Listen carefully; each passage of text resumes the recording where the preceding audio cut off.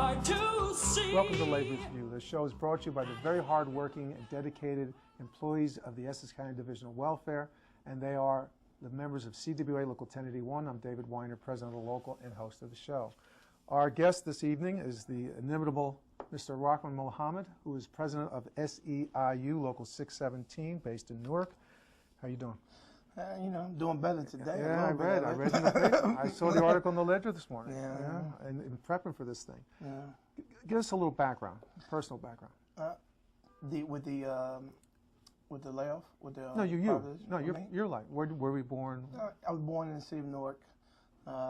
Went to work for the Housing Authority about 22 years ago as a maintenance worker for the Newark Housing Authority. Became a shop steward. Then went from shop steward to business agent of the union. Went from business agent of the union to the executive vice president and now president. You just lost one of your former presidents, right? I lost JJ, which is like a father to me. So. Yeah, in the research I did, saw that, and also Curtis's name popped up. Curtis is gone, Mary's gone. Everybody who's trained me is pretty much gone. So makes you think, doesn't it? Yeah. We're getting old. You know what I noticed in the research too? I was just curious because I'm a boxing fan. It's the only sport I can tolerate for any length of time. Is you were honored at a Larry Hazard's thing one year. What was that about? That was actually this year. April. Was it this year, right? Yeah. Well, he does this charity dinner. Combat. That's called Combat. He does this charity dinner every year, and he honors boxers and community leaders, and he honored me as the labor leader. It's very nice. Actually honored me and Jerry Owens, by the way. I actually gave my award to, I figured, it didn't make no sense to having two labor leaders, so I gave my award to my wife, who had just came home from Iraq. So I thought that she deserved it more. Not on vacation, I take it. No. She's deployed there. She was deployed in Iraq for a year. So Is she done? She's done now, but You never know. Yeah. Yeah, because you had Roberto Duran and Sugar Ray were honored that evening, right? Not Sugar Ray. That's what the article said. Oh, they did? Yeah, that's what it says. No, it wasn't Sugar Ray. It was, what was his name, Rahman, the boxer? Yes. Yeah, I'm not boxing nut. I saw the last fight there that I saw was the Polish guy. Yeah. He was just there. He was just out there. Yeah, you're right. But it's so weird to see all those Polish guys. Yeah. I mean, they fill the place. Well, they actually say this is his home base. It's amazing. I didn't know there was that many Polish folks around. I didn't either, but they come. They said this is their home base, and you're right. When they come, Adame, right. Adame, and listen, they support Adame. They do? They support him. I'm sure they're very happy to have him. Yeah. So, you have 2 children? Yeah. No, I have 4 children. 4? I only met. I seen the baby. Yeah, I got a stepdaughter, and I got 3 kids of my own. And your son, right? Yeah. He used to work for us. So, who do you represent? You're a union leader, president. Who do you represent? We represent the public sector workers in the Housing Authority. Newark Housing Authority. Newark Housing Authority, the Board of Education, City of Newark, Head Start program. We represent Irvington Housing Authority. We represent Plainfield Housing Authority. We represent a few daycares in East Orange, Union. So mainly, that's our in Jersey City Head Start we represent too. And the Newark Sanitation. Well, that's Newark workers. Yeah. So we represent Crossing Guards in Newark, Sanitation in Newark. We represent the 911 operators in Newark. How many contracts do you have to negotiate? 13. I've got 2 and I'm complaining, and they're identical. Yeah, 13. So you were in the paper today. You're in the paper a lot anyway, like I am, but yours, unfortunately, is a lot heavier than the stuff that we're facing so far. On the sanitation workers, what happened?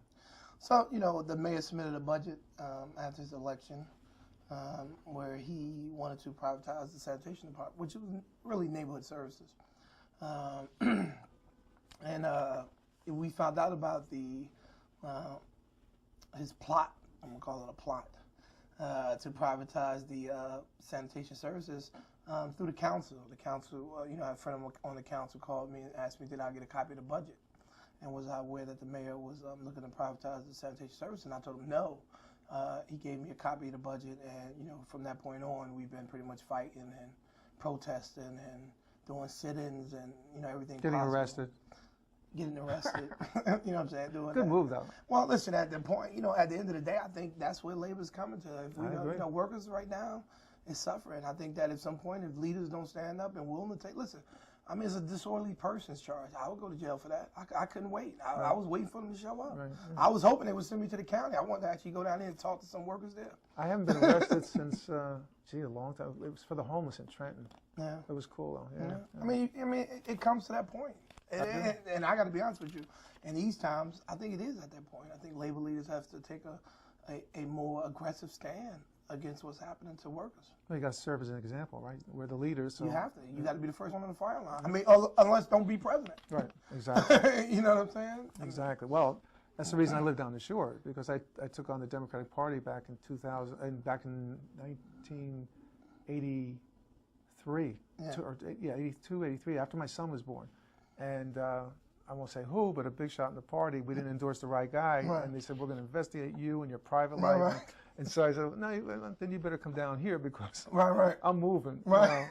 Because bad guys, they're lazy. Right. So that's why I commute every day from right outside Asbury.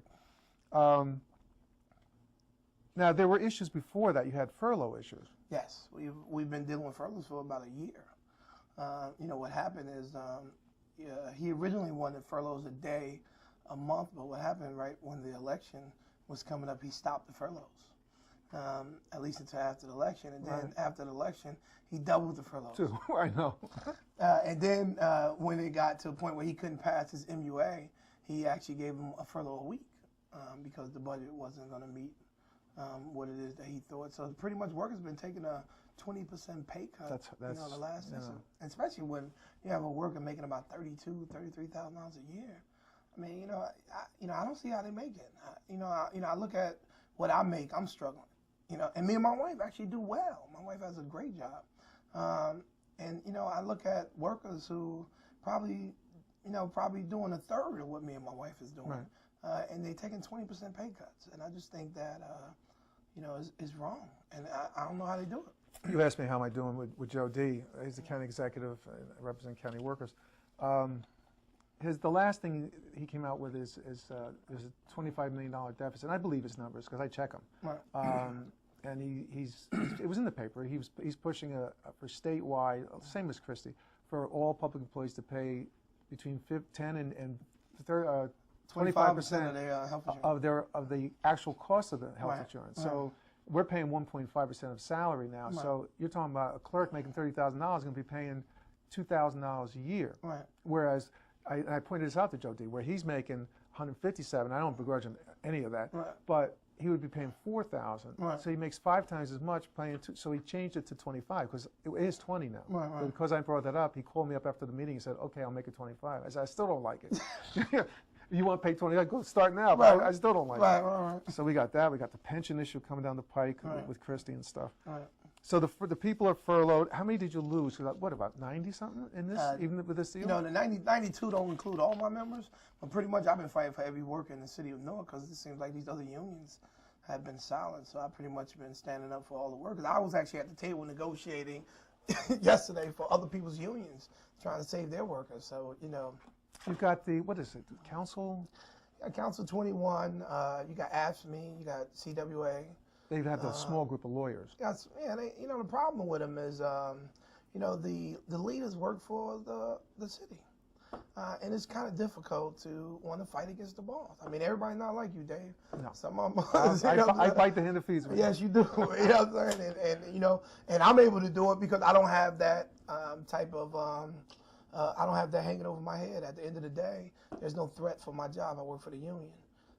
And a lot of those folks work for the union. They can only save us so much. Yeah, so I've always taken a different attitude. That's good. And it's hard to fire you. I got doing this for a long time. No. I got documentation. No arbitrator would rule against me. They don't want to bother you. No. What about the cops going out? I mean, that 167 police. Yeah, man. I thought I had advised the president of the union. I thought they should take it to a vote. I thought it was important. I thought that was odd he didn't do that. Yeah, I thought it was important that he at least take it. Listen, I think he would have lost the vote. I also think that his argument was a good argument, but I think he allowed for Corey to take the narrative and switch it from his blame that he hired these cops for the election. Right. He knew he couldn't afford them, and now he come. You know, so it would have been better if he would have turned around and said, "Okay, listen, I'll call the vote. If I lose the vote, you know, he still controls the narrative." But then he just points out that, you know, listen. Do you think he would have lost the vote if he? I think he would have lost the vote. Really? No, I think he would have lost the vote. Huh? You think the seniors would have backed up the younger guys? Listen. I think he would have lost the vote. I mean, you know, you want to hear the funny thing is, you know, I had a similar vote in the Housing Authority in 2003. I know you had all those issues. You know, I had an issue that came in the Housing Authority in 2003 where I put to a vote, employees, rather get a raise or their coworkers get laid off. They actually voted to lay their coworkers off. So, well, at least you put to a vote. I put it to a vote, right. and I chastised them for not fighting for their coworkers and voting against their coworkers. How come the South Ward has a private company with sanitation? How'd that happen? The South Ward has been privatized for over 20 years. We just started representing them the last 12 years. The South Ward has been privatized since Ken Gibson. I don't know how I got there, but from what Ken is telling me, that the reason why they privatized it was because they wanted to stay competitive. That they wanted to make sure that the salaries were what they were paying their folks and what a private, so they wanted to make sure that the competitiveness, you know, I think it's a far stretch too, Dave. I know how you're looking. I think, what my guess is that at that time in particular, and still to an extent, all the politicians in Newark lived in the South Ward almost. Right. You know, the mayor and everybody, right. Sharp, right. Everybody. So I think they just wanted to take care of themselves with. But I don't think they provide no more of a stellar job than what these other guys do. You know, at the end of the day, clearly now today they cost more. A private contract. Listen, private companies have unions, by the way, in sanitation, especially in sanitation. Teamsters represent them. These folks have pensions, health insurance. Right. They make a decent salary. So, you know, we're competitive because historically the city workers actually were below them. Right. And salary. Actually, really? A private company? Listen, when we got them, a guy that was throwing garbage 12 years ago when we got them was making $9 an hour. Where a private company probably was making $12 an hour, $11 an hour to throw the same garbage. But they don't get the same days off. They probably don't get days, but they get benefits. Okay. You know, because like I said, they still with, you know what I'm saying, a lot of those companies are still with the Teamsters. I like the move that you did when the guys went and volunteered to call Booker out. His hypocrisy. We want to work. It's right. our day off. We want to work. Right. You know, the day before he actually chastised Newarkers for not volunteering and just complaining. So, you know, I decided, all right, well then let's go work. Let's see if he volunteered. Then he doesn't want us to volunteer. Liability issues. And then he throws out a civil service rule that says you cannot volunteer to work on a furlough. And I said, well, he violates every other civil service rule. Why this one? Why this one has to stick? I'm not understanding. Here's an opportunity for him to actually clean up his city, to violate the rule. Yeah, he won't violate that rule, but he'll violate the fact that he's got provisionals working, knowing that he's having layoffs. Corey, it disappoints me. I worked alongside him trying to stop the sale and destruction of brick towers. Right. We were organizing attendance, and because he lived there, ostensibly, and. He lived there, or he? Well, I said ostensibly. No. He actually had an apartment. No, I know he had an apartment. With a beautiful view. Listen, I know he had an apartment. I just don't. We probably could debate on whether he slept there. I don't know. I don't slept there probably 2 nights out of the week. I don't care. But the point is that he was so progressive sounding and very articulate, of course, and a very smart guy. Yeah. Hooked him with all these Oprahs and stuff. Yeah. But then he just. I always had that nagging problem, because he called me and asked, because they were here, they used to be in this building, the law firm where he worked, wanted us to be one of the first unit to endorse him when he ran for mayor. I said, do you still support vouchers? He said, yes. I said, no, we can't do it. We can't do it, because the whole voucher thing is going to destroy the school system. Well, Corey, back then we all supported. I worked with him alongside with Corey. Helped him a lot, actually. Helped him with his endorsements for the mayor, helped him when he was the councilman. Listen, when Corey, back in 1998 when he got elected, the people that he currently worked as his team were actually, we had a political meeting that happened every month. We actually invited Corey to the meeting. The folks like Ron Rice and, those people around him, they was actually coming to my meeting. We invited Corey in the meeting. We moved the meeting to Focus, where Nebo Ramos was the director. Right. We had this group called the No Youth Coalition that we formed.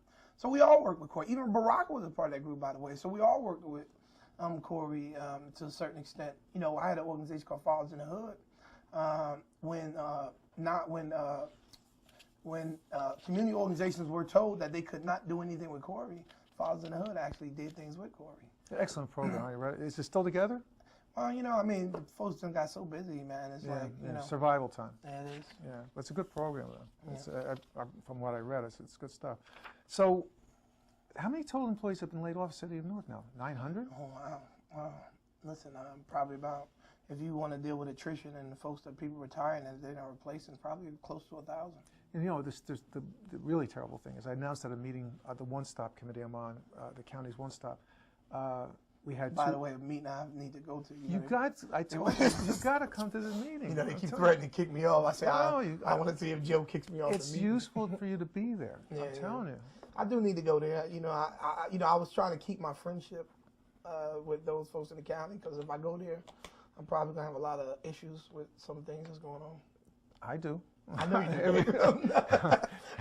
You know, I actually had a woman come up and thank me after the meeting this morning. She said, "Thank you for," what did she say? I don't know her, you know, but adding something to, because nobody's, it's all like polite and nice and everybody's wonderful. Meanwhile, the job participation rate is 18%. Right.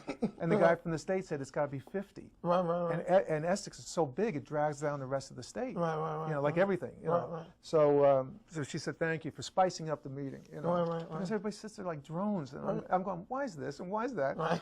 And then they go, I was actually shocked when I said, "Now he got me and Dave on this committee." That's and he put me on the whip too. You know, as long as you don't go too far overboard, which I've done, he doesn't really mind a little. He appreciates people prodding, because my whole problem is there has not been the focus upon social services and that type of stuff in his administration as much as on the parks and that stupid zoo. And, you know, $3 million for a new sea lion exhibit, but we've got a participation rate of 16%, and people. It's just a matter of focusing and paying attention. Because we interact with you guys, with Newark, all the time. I got people going 990. I think that Joe's more into visual results than he is into social service results. Oh, like, I think his thing is if people visually see what I'm doing, then I'll get more credit for that than if I do things that, like you said, get together programs with people. Although it might be successful, folks generally don't really know about those things. And but if I put together a $3 million, but if I put together a $3 million zoo with the seals, I'll probably get more attention for actually doing that than. And the thing is, I don't digress too much on Joe, but he's I've said it many times, he's so good at managing those kind of projects. Yes. I mean, he kicks butt. He does. In order to do it. He's done a good job too, by the way. Excellent. I think an excellent job. It's just that I just want him to walk and chew gum and look over here. But the problem is, it's hard to get your arms around the issues because they're so big. Yeah. It's social services. It involves education, crime. It's all juveniles, all interrelated. No, I agree. So it's easier to say, okay, we're going to get the money from here and here and build this building, or we're going to make this exhibit. That's clean. Olympia. It's done. But I tell him he's an excellent manager. He's a lousy landlord though. 50 South Clinton Street is a dump. Oh, I know it is. I agree. It's horrible. People standing on line down in the cold. I agree. The way I look at that, when I go up there and ride by there, I see that. I'm like, oh God, it's pitiful how people wait in line and to see. What really saddened me is though how many people need assistance. I'm also concerned about even if it's bad conditions in the building. Look how many folks need assistance now. Yeah. I mean, workers in this city, in this country, it's just not. It's not a good time for them. Well, I announced this morning at the meeting. At the end, they always go, "David, do you have anything?" And I said, anything else to add? Anything else? and I said, well, I just want to let you know that I found out yesterday we had 2 former police people come in for assistance yesterday. Wow. Are you serious? Yes, dead serious. One of my stewards called me. She said we had 2 cops come in for assistance. Wow. Now that's the thing with our business is that, ironically and sadly, but good for our members, when the economy's bad, they need us more than anything. Right. Because the population we're servicing is just exploding. No, I agree. Medicaid, food stamps, general assistance, everything. And we're the last refuge. Where are they going to go? Right. So as I said, unless they try to privatize us, you can't lay us off. But can they do that job privatize? Food stamps, no. Food stamps has to be done by federal law. It has to be done by a public entity. They did it in Texas, failed miserably. Okay. But Texas state workers do everything. They do like DIFA stuff, and they also do like our welfare stuff. Right. It failed so badly they had to call the state workers back in to help them and rehire them. Wow. And yeah, they've done it a couple states. It never works. Right. It's just it's not the type of thing where you go for a profit margin. Right. And you know. No, I agree. That's the problem. Because you definitely have to be a people's person to deal with that. I mean, the folks that's coming in trying to get help, they frustrated, and sometimes they pull that frustration out. Oh no, we get incidents all the time. I can imagine. All the time. I can imagine. You know, and it's sad. And a private company wouldn't know how to deal with those incidents because they think about profit. Exactly. And so the person tend to be more about business than it is about trying to console the person and say, listen, things are going to be all right. Let me see what I can do. It's more robotic when it's private. That building, 50 South Clinton, they pulled out the shrubbery in front of the building because this is a small portion of who comes in, but people were burying or hiding their weapons in the bushes. They found, one guy came in with a hatchet. Are you serious? Yeah, and actually went to the metal detector instead of leaving the damn thing outside. So they pulled up the bushes because they were hiding bullets and stuff in the bushes. Wow. Well, that's where that young lady was shot and killed from Seton Hall, remember? Yeah. Right down the street. Right down the street, right. But people get frustrated. Yeah. They're getting and that place is like a fire trap. Yeah. I had to do OPA requests and POSHA complaints and everything because there's too many people crammed in that building. So God forbid anything happens, but if it does, we got it, I got a great lawsuit for anybody who wants a lawsuit. Here's the stuff. I know you do. All these letters, all these letters. So what's in terms of Corey, he BS people, not telling the truth before the election. It's just so typical politician versus. But he wasn't supposed to be the typical politician. That's what I'm saying, versus what he was supposed to have been. Right. But considering what the governor did in cutting the budgets and stuff, which in great part precipitated the problems that he's had budgetarily, is what Christie did to balance his budget last year. What would you have him do differently? Well, the problem with Corey is honesty to me. Like I said, he wasn't supposed to be the typical politician. Right. He was supposed to be upfront with the issues. In addition to, if you got a budget problem, then don't add to the problem. And to me, he's added in the last 4 years to the problem. I mean, some of the things that we found out in our, and I have not even, put out everything yet because I'm planning the next step. Right. Next year, and and I was, some of the things that he's the money that's been spent over the last 4 years for, I'm gonna give you an example, development. I mean, we've put out $65 million a year in contracts to development, and we haven't developed anything. Who are we spending this money on? Where's this money going? Was that a rhetorical question? Do you really know where it's went? I don't know. That's the point. You can find out. Well, that's what we're looking for. Do OPA requests. Well, we are. Listen, I got a lot of stuff I'm about to do OPA requests on. The problem here is, in addition, I got spies, so beyond the fact that I really don't need OPA requests, I've already have information about a lot of stuff that's been done in the city in the last 4 years. But the problem with him is that, it's more so the money. It's like what's going on in the country, right? The wealth of the country is coming from workers to the wealthiest in this country, right? And the problem here is that the little bit of funds we have in the city is going from the people inside the city to the folks that's outside the city. With the money. So you say what you want about Sharp James, right? But however he had to divide the pot up, he made sure that the pot was the pie was divided up to make sure that the people in the city had a portion of that pie. Right. What Corey has done is make sure the folks that's not from the city has a bigger portion of that pie, because he's giving more money out to contractors, his friends, law firms, consultants. I mean, we're spending a ridiculous amount of money on consultants and stuff in the city of Newark. Plus, his hiring practices. The last thing with the fire. I mean, this is a perfect Nothing example. against him. I mean, he was. I knew. Yeah, him. I like Dave, by the way. He's a good guy. I hate the fact that he actually got caught up into the situation, but that's an example of what's going. In addition to, if you look at his staff, he says that his staffs make less money. No, everybody in his staff actually make more. When Sharp James was the mayor of the North, you probably had 2 or 3 people that made more money than Sharp James, and that was the police director, the fire director, maybe the BA. Right. You know what I'm saying? Sharp James made sure nobody, no one else was making more money. In Corey's case, he probably has about 15 people that actually make more money than him in the city of Newark. Right.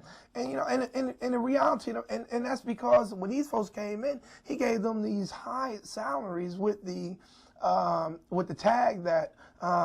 The reason why I have to pay these folks so much money is because they're going to save the millions of dollars with their skills and it hasn't been born. Right. It hasn't come to fruition. So, you know, he's added to the budget problem. And to me, he's transferred and gave those people from outside the city a bigger share of the pot, the small pot that we have in the city, than the people that resides in the city. And to me, that's a problem. What about the MUA? It did fail. That's the Municipal Utilities Authority. He wanted to basically, in a way, privatize it, right? Well, you know, it would have still been a public authority. The problem is, you know, I wasn't against, I got to be honest with you, the concept of the MUA to me wasn't a bad idea. The problem is that, you know, what I wanted them to do, I put a plan to them that they not just do the MUA and borrow money to get us out of debt, but they borrow an additional sum of money to start investment into the neighborhoods. The problem that we have is that we depend too much on government jobs in the city. So the middle class base is born from the public sector jobs that's in the city. So when you start dwindling those jobs down, you affect the middle class base. That is the only group of people that actually have some sense of... And paying the taxes and sense of community. Right. And so when you start coming after those jobs, right now the governor's coming after the board jobs, the housing authority jobs are going with the federal government. Now you got the city jobs. And so when that base starts shrinking, right, the middle class base in the city is shrinking because historically those jobs, there is no other jobs here. There's no manufacturing base. Prudential is not hiring us. Verizon is not hiring us. I mean, those jobs that Corey brags about, Continental don't pay the bills, right? So the reality of the matter is that the living wage jobs in the city are the public sector jobs. They are what creates the middle class base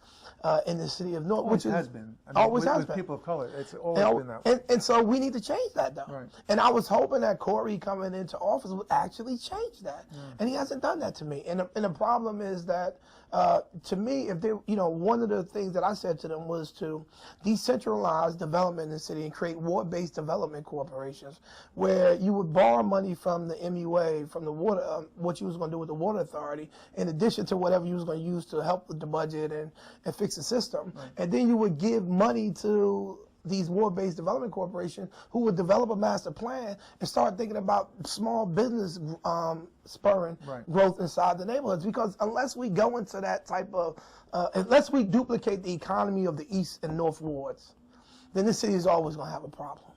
Right? If you go, you know, I told this reporter that he should probably do an analysis and split up the city into the North and East economy and the South, Central, and West economy, and then do it based on rather what would be the unemployment rate in the East and North Ward if they were separated from the South Central and the West Ward city, and could they maintain the working base of people? Don't tempt them, because then they'll succeed. Well, they can't succeed. Well, they tried it in Morris County, you know, up in the West Essex. But anyway, we got a minute to go. What does the future look like? It's going to be bad in 11, right? Yeah, well, you know, I'm hoping. The BA told me yesterday that he think he can make the budget, so. Really? I'm hoping things, you know, some good news is. I don't think it'll be as bad as people's predicting. But I hope not. I hope not, because it's cold out there and it's rough.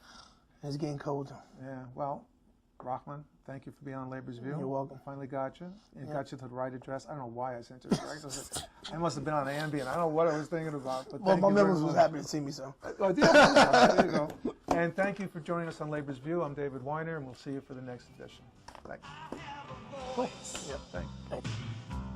My union speaks for me. I can be sure that there'll be